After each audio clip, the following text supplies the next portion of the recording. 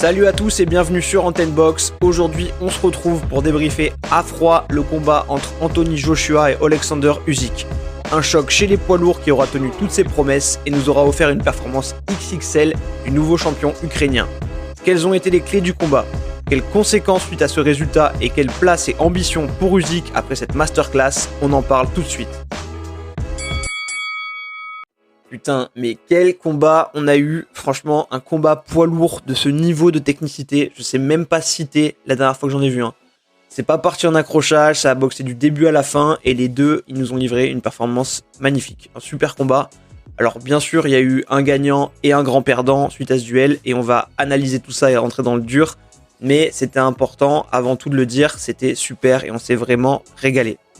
Alors forcément, je me doute que si vous écoutez ce podcast, vous avez vu le combat et connaissez le résultat. On a assisté à une magnifique victoire d'Usyk. Franchement, j'ai rien annoncé en prono, mais c'était le scénario type que j'avais en tête, mais que j'osais pas croire. J'osais pas croire ça possible. Alors bien sûr, c'est facile de dire après coup, je le savais, c'est pas ce que je suis en train de dire, mais surtout que je me suis pas mouillé. Mais si vous avez écouté le podcast Analyse, vous pouvez voir les clés que je décrivais qu'avait Usyk. Et ben c'est celle qu'il a utilisée et comme je le disais, il avait clairement ses chances et il fallait pas juger par rapport à Chisora. Donc je suis assez content que les lectures des enjeux étaient les bonnes. Donc on a eu un Usyk au sommet de son art, contrairement à ses combats habituels, il a entamé très très fort pour déstabiliser directement Joshua, je pense, très agressif avec beaucoup de bras arrière qui passaient déjà. Après je l'ai trouvé donc forcément très mobile parce que je l'attendais aussi plus lourd.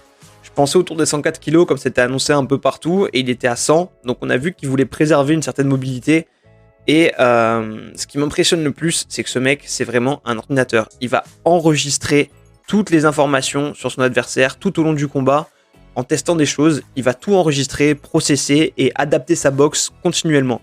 Et dans les derniers rounds c'était impressionnant, il avait tout tellement traité qu'il était intouchable et il faisait mal à chaque fois, il esquivait tout et tout passait. Aussi parce que Joshua était très fatigué, mais il a pas arrêté de resserrer son emprise tout au long du combat et il a usé Joshua de façon incroyable. Il a aussi su travailler au corps quand il fallait pour déranger Joshua en mettant un côté très imprévisible dans sa boxe, surtout qu'il a une énorme vitesse d'exécution.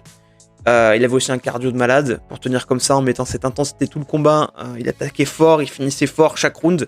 Donc là aussi, même en ce qui concerne entre guillemets la gestion des juges, il était intraitable.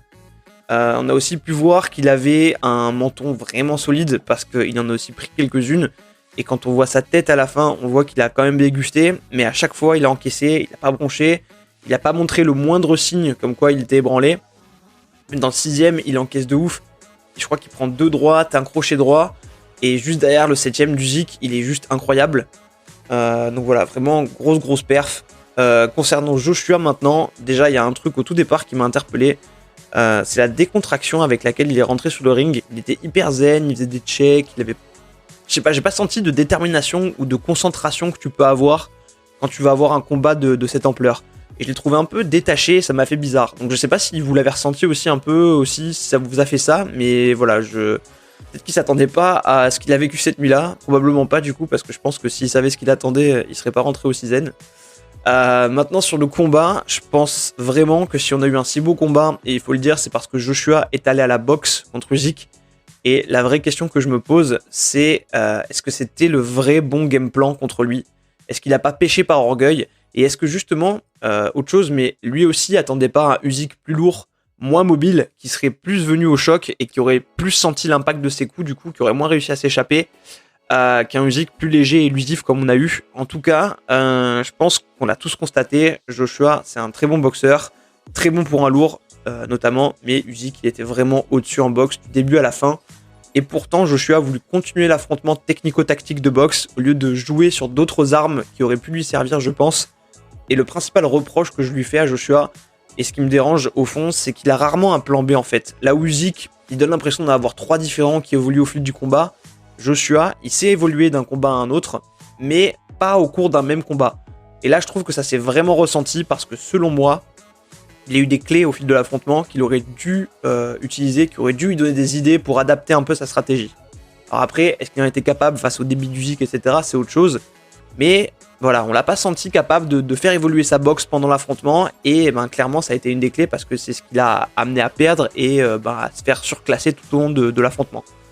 Donc au tout début on aurait dit qu'il était limite à la touche même et qu'il appuyait pas vraiment ses coups, il était prudent, alors que je pense que ce que n'aime pas Usyk, et c'est ce qu'on a vu contre Chisora pour le coup, c'est un mec qui va lui avancer dessus avec des frappes lourdes, qui saura pas contrôler, une boxe plus sale qui va le gêner, sauf que le problème, et on l'a vu, c'est que Joshua, il a du mal à avancer en se moquant de prendre quelques coups pour pouvoir lui larguer une énorme bombe, et c'est parce qu'objectivement, et c'était criant ce soir, malheureusement, il est très fragile pour un poids lourd. On voit qu'il est vite ébranlé par les coups, on l'avait vu contre White, contre Klitschko, contre Povetkin, contre Ruiz, et on l'a encore vu samedi soir, notamment dans le 3e, les coups qu'il prend, ils ont un gros impact sur lui, à la fois physique mais en plus psychologique, et il le force à être prudent et donc à ne pas pouvoir mettre en place une boxe de rouleau compresseur qui aurait pu jouer contre Usyk et que son physique devrait pouvoir lui permettre. On sentait en plus que quelquefois quand Joshua a mis des séries lourdes, même dans les gants ça gênait Usyk, donc il aurait fallu qu'il puisse avancer pour essayer de le coincer un peu et lui envoyer des missiles. Il aurait dû insister là-dessus et surtout pour lui il aurait dû plus salir le combat. C'est pour ça que je disais que s'il y a eu un beau combat c'est grâce à lui, c'est parce qu'il n'est pas rentré dans ce type de confrontation et c'est peut-être ce qui lui a coûté parce que pour moi il aurait dû, et c'est ce qu'il aurait dû aussi comprendre, au fil du combat il aurait plutôt dû aller là-dessus que continuer à vouloir boxer. Il aurait dû faire comme Fury a fait avec Wilder, l'accrocher, s'appuyer sur lui avec tout son poids pour le fatiguer, pour lui couper les jambes, et en utilisant ce type d'arme là il aurait pu peut-être réduire la vélocité d'Usyk et avoir plus d'opportunités pour mettre de grosses frappes en fin de combat. Là, c'est lui qui s'est laissé épuiser, et je trouve aussi qu'il a pas assez frappé au corps. Parfois même, il aurait pu attendre quelquefois Usyk et essayer de placer un gros coup en contre. Là, il a un peu laissé Usyk le harceler et l'asphyxier. Mais je répète, j'insiste là-dessus, moi ce qui m'a marqué, c'est vraiment cette fragilité qu'il n'arrive plus à cacher et qui l'empêche parfois du coup de pouvoir utiliser toute la palette que sa technique intrinsèque et que sa puissance pourrait lui permettre d'utiliser. Et ça, c'est assez inquiétant. Et s'il veut surpasser ça, il faudra absolument qu'il rajoute plus de vis dans sa boxe. Parce que là il en manque en fait, il est trop allé au combat, à l'affrontement direct, alors que s'il était vicieux comme un Fury, potentiellement ça lui aurait sauvé la mise samedi soir. Après avec Desi, objectivement bien sûr on refait le monde, mais moi c'est le sentiment que j'ai eu. Pour la suite, on sait que Joshua il a une clause de revanche. Usyk il a été assez évasif à ce sujet au départ en disant que sa priorité c'était de voir sa famille. Joshua lui en a parlé plus ouvertement et il semble compter dessus. Honnêtement, après ce qui s'est passé samedi, est-ce que ça mérite un rematch ? Parce que je l'ai déjà dit dans le podcast, analyse, mais à un moment ça suffit et c'est épuisant ces revanches immédiates. Franchement, dans l'absolu, après ce résultat, ça mériterait juste que Joshua il aille se refaire la main sur des boxeurs inférieurs ou différents, qui mange son pain noir et qui nous montre qu'il est capable d'évoluer sur les lacunes qu'on voit, qui mérite du coup une autre chance, parce que là dans l'absolu, il n'y avait pas photo et c'était une domination totale. Moi j'ai scoré 116-112 et pour moi c'est sans appel. Alors oui, peut-être qu'il va venir à la revanche avec un nouveau game plan adapté, mais la boxe c'est aussi ça, tu perds, tu l'acceptes, tu retravailles et tu saisis ta chance si tu le peux quelques temps plus tard. Pareil, Usyk, moi je veux le voir en défense de titre contre d'autres mecs méritants, des Joyce, des White, et après pourquoi pas un championnat du monde unifié, mais arrêtons avec ces rematchs successifs qui paralysent la boxe et privent des boxeurs qui se tuent pour une chance mondiale d'avoir la moindre opportunité. Parce qu'on a déjà eu ça avec Joshua et Ruiz où il y a eu le match, le rematch. Là, Fury Wilder où pareil, c'est interminable. Joshua, il a perdu de façon indiscutable, puisque même chez lui, il prend une décision unanime sur sa défaite. Il a été surclassé, c'est la loi de la boxe. Il devrait avoir à l'accepter et chercher un moyen de re-aller de l'avant. Ce que je lui souhaite en plus, mais comme tous les boxeurs, il devrait avoir à se reconstruire un capital pour pouvoir avoir le droit de réclamer à nouveau une chance pour le titre. Tout ça, bien sûr, c'est dans une vision romantique de la boxe, mais on sait que cette revanche, elle va très probablement se faire parce que la décision, elle est entre les mains de Joshua et que le sujet, il est clairement sur la table, puisqu'on est déjà au courant qu'Usyk voudrait faire la revanche à Kiev, mais d'après des infos côté Diorn, on devrait plutôt avoir cette revanche en février-mars en Grande-Bretagne. Il y a aussi un impact sur l'aspect business dans ce reversement, puisque ça conduit au final à troquer l'aura de Joshua en tant que champion qui est considérable en termes de marketing, d'image, d'influence, etc. avec celle d'Usyk, qui est certes un mec fantasque, sympathique, mais qui parle pas anglais, et en termes de médiatisation de la boxe, c'est dur de passer d'un ambassadeur attractif, grand public, gendre idéal, bon avec les médias comme Joshua, à un Usyk qui est quand même plus dans son monde. Et cette image moins bankable, elle pourrait avoir des conséquences, surtout en France, qui n'est pas un gros pays de boxe, dans la médiatisation de ce sport par les diffuseurs. Après, il n'y a pas de débat, moi je suis hyper content que le meilleur boxeur ait gagné et qu'on ait un champion comme Usyk que je kiffe, même si je le répète, j'apprécie aussi beaucoup Joshua. Mais typiquement, quand je parlais en début de podcast des conséquences de cette défaite, je parle de ce sujet parce que c'en est un pour pas mal des acteurs de la boxe actuellement, je pense. Mais laissons de côté l'aspect business et revenons à Usyk et parlons maintenant des conséquences sportives de sa victoire. Moi, je l'ai dit en discutant sur Instagram et j'assume, au vu de cette performance qu'il nous a fait, de ce qu'il a montré qu'il pouvait atteindre comme niveau, je vois pas qui peut battre Usyk maintenant. Et pareil, je l'assume, pour moi, même pas Fury. Le temps le dira peut-être s'ils s'affrontent, mais avec toutes les qualités qui sont les siennes et jusqu'où il a pu hisser son niveau et continuer de constamment évoluer, Usyk, pour moi, il a atteint un sommet de maîtrise qui fait que je vois pas qui pourrait lui contester une suprématie. Après, peut-être que Fury aurait les armes pour lui opposer une boxe dégueulasse dont je parlais tout à l'heure, mais il est tellement vif, explosif, mobile, malin.